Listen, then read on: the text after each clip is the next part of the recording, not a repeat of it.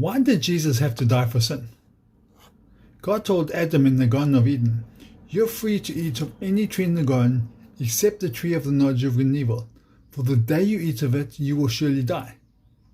Adam, the head of mankind, knew exactly what he was doing, and he chose to eat of the tree of the knowledge of good and evil. He sinned. He missed the mark. Sin is an archery term. If you shoot an arrow at the bullseye, and the distance you miss the bullseye is the sin of the arrow. Adam missed the mark.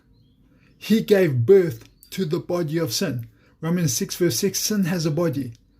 But the body of sin is also a ruler, it's a dominion, it has supreme authority and control. So mankind, because of Adam, everyone born under Adam, mankind is now under the supreme authority, the dominion of the body of sin. Romans chapter 6 verse 23 says, the wages of sin is death, the meat of sin is death.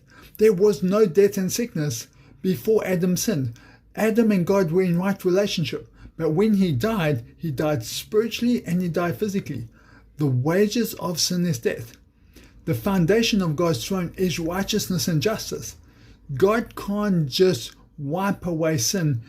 A sinless sacrifice, a human sinless sacrifice, has to pay the wages of sin. Because a man sinned, a sinless human sacrifice, not under the dominion of sin, had to pay for sin. So what did God do? God prepared a body in advance for Jesus to become the payment for sin. When Jesus was man, John chapter 3 verse 14 says, just as Moses raised up the serpent in the desert, so the Son of Man must be raised up.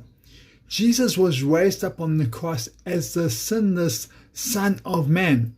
He who knew no sin became the sin of the world.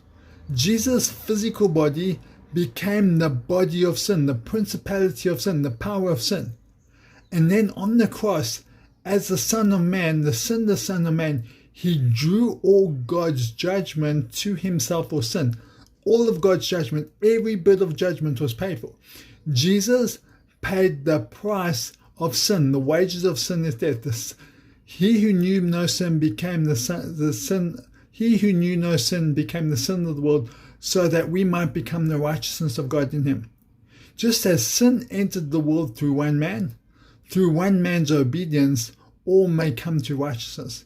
Jesus had to die so we could have a choice to become in right standing with God through believing him.